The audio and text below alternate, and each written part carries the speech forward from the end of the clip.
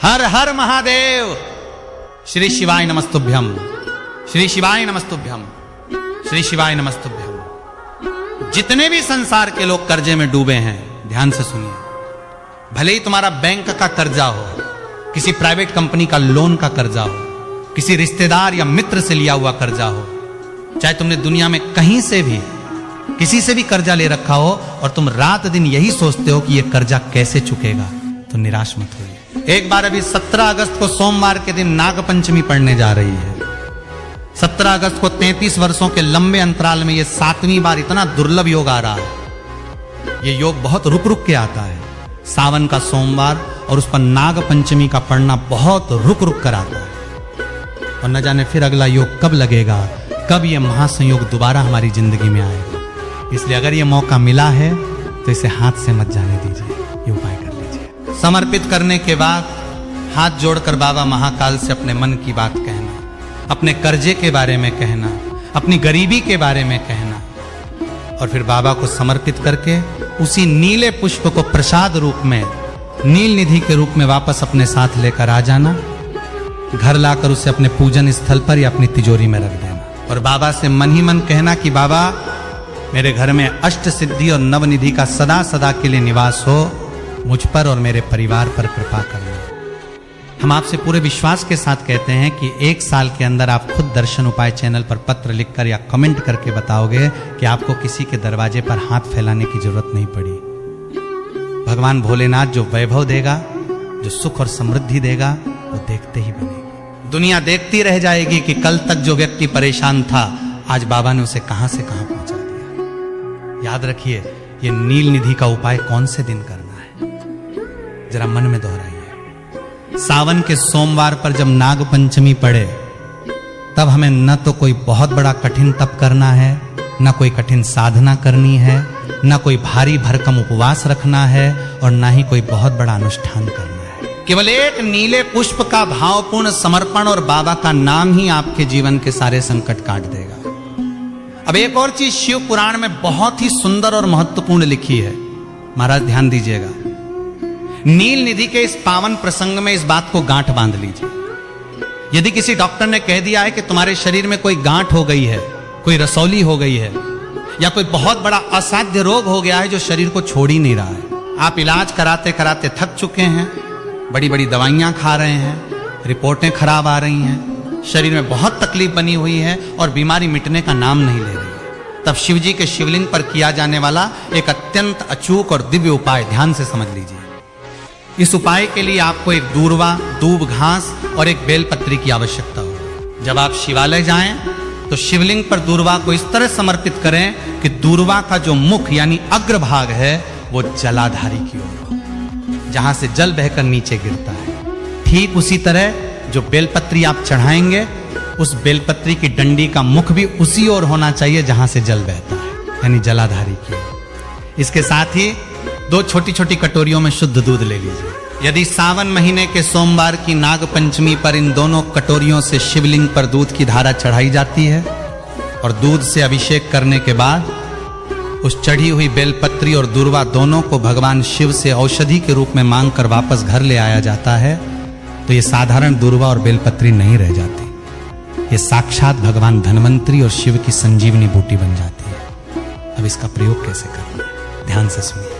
जो दूर्वा आप लाए हैं, उस दूर्वा को जिस दिन आप चढ़ाएंगे उस दिन नहीं खाना है। उसके द्वितीय दिवस में, यानी अगले दिन सुबह सुबह खाली पेट, बिना कुछ खाए पिए भगवान शिव का स्मरण करके उस दूर्वा को चबा चबा कर खा लीजिए और ऊपर से थोड़ा सा आचमन जल पी लीजिए। और जो बेलपत्री आप साथ लाए हैं, उस बेलपत्री को जिस कक्ष में, जिस कमरे में आप सोते हैं, उस कक्ष में किसी पवित्र स्थान पर हमेशा के लिए रख दीजिए या अपनी अलमारी में संभाल कर रख दीजिए। शिव पुराण की गारंटी है कि जो शरीर का रोग है, जो पुरानी से पुरानी गांठ है, जो भयंकर बीमारी है, वो धीरे धीरे गलना और मिटना शुरू हो जाए।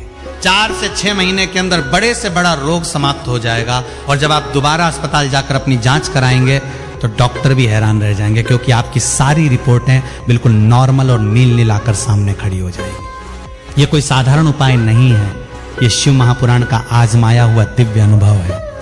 सावन महीने का सोमवार और उस दिन पड़ने वाली नाग पंचमी आप सबके लिए एक वरदान है। अब की बार 17 अगस्त को यह पावन तिथि पड़ रही है और बाबा की असीम कृपा से ही आपको दर्शन उपाय चैनल पे ये कथा और ये नील निधि का दिव्य रहस्य सुनने को मिला है। दर्शकों, दर्शन उपाय का हमेशा यही प्रयास रहता है कि हम आपके पास शास्त्रों और पुराणों के वे गूढ़ रहस्य लेकर आएं जो सरल हों, जिन्हें हर कोई अपने घर में आसानी से कर सके और जिसका फल तुरंत प्राप्त हो। इसी श्रृंखला में आइए कुछ और भी अत्यंत फलदायी और सिद्ध उपायों की चर्चा करते हैं जो आपके जीवन के अलग अलग कष्टों को दूर करने में सहायक सिद्ध होंगे। अगर आपके घर में आए दिन झगड़े होते रहते हैं, गृह क्लेश बना रहता है, पति और पत्नी के विचारों में मेल नहीं बैठता, बात बात पर बहस होती है, सास बहू या भाइयों में तनाव रहता है और ऐसा लगता है कि घर में शांति नाम की कोई चीज ही नहीं बची है, तो समझ लीजिए कि घर में नकारात्मक ऊर्जा का वास हो गया है। इसके लिए पूज्य गुरुदेव द्वारा बताया गया एक बहुत ही सुंदर और सरल उपाय नोट कर लीजिए। सावन के किसी भी सोमवार के दिन या किसी भी महीने की प्रदोष तिथि के दिन प्रातः काल स्नान आदि से निवृत्त होकर अपने घर से तांबे का एक लोटा जल भर लीजिए। उस तांबे के लोटे के जल में थोड़ा सा शुद्ध गंगा जल मिला लीजिए। उसके बाद उसमें 7 दाने अक्षत के यानी साबुत बिना टूटे हुए चावल के डाल लीजिए और साथ में एक सुंदर बिना कटी फटी बेलपत्री उस जल के पात्र के अंदर डाल दीजिए। अब इस जल के पात्र को लेकर अपने पास के किसी भी शिव मंदिर में जाइए। मंदिर पहुंचकर शिवलिंग पर उत्तर दिशा की ओर मुख करके खड़े हो जाइए और कुंदकेश्वर महादेव का नाम लेकर, किसका नाम लेना है ध्यान रखिएगा, कुंदकेश्वर महादेव का नाम लेकर वो सारा जल शिवलिंग पर एक पतली धार से समर्पित करना शुरू कीजिए।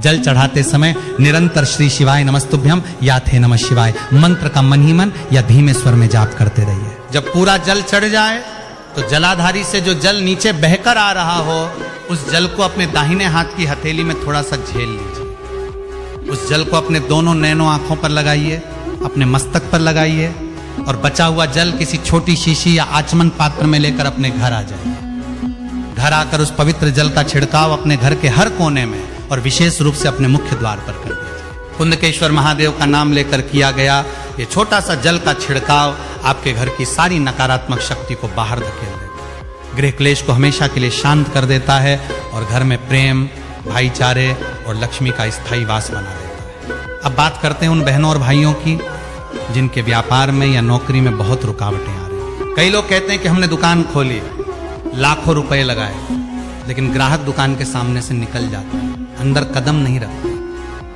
व्यापार बिल्कुल ठप्प हो गया है, आमदनी का कोई जरिया नहीं दिख रहा है और कर्जा सिर पर बढ़ता जा रहा है। अगर आपके साथ भी ऐसी परिस्थिति बन रही है तो सावन के सोमवार के दिन या किसी भी शिवरात्रि के पावन पर्व पर यह उपाय अवश्य करके देखें। आपको क्या करना है, एक अच्छा सुंदर धतूरा लेकर आना है।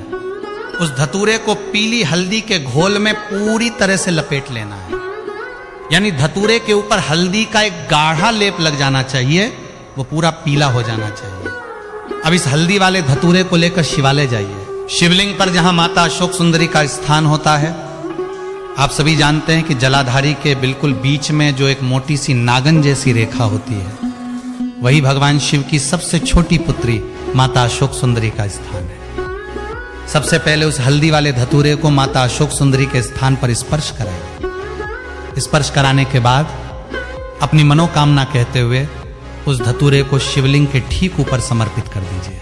धतूरा समर्पित करते समय भगवान शिव के एक विशेष नाम का स्मरण करना है, हाटकेश्वर महादेव। हाटकेश्वर महादेव का नाम लेकर धतूरा चढ़ाइए और अपनी दुकान, अपने व्यापार या अपनी नौकरी की तरक्की के लिए बाबा से हाथ जोड़कर प्रार्थना कीजिए। प्रार्थना करने के बाद उस धतूरे को भगवान शिव के चरणों से आशीर्वाद स्वरूप वापस मांग लीजिए। उसे एक साफ लाल कपड़े में बांधकर अपने घर या अपनी दुकान पर ले आइए और जहां आपकी दुकान का गल्ला है, तिजोरी है या जहां आप अपने व्यापार का पैसा रखते हैं वहां उस लाल कपड़े में बंधे धतूरे को रख दीजिए।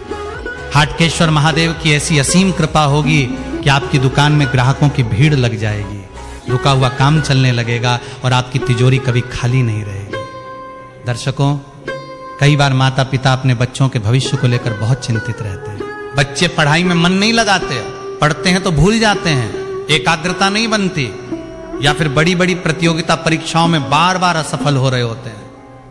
अगर आपके घर में भी कोई ऐसा बच्चा है तो माता पिता को खुद चिंता करने की बजाय बच्चे से शिव पुराण का यह दिव्य उपाय करवाना चाहिए।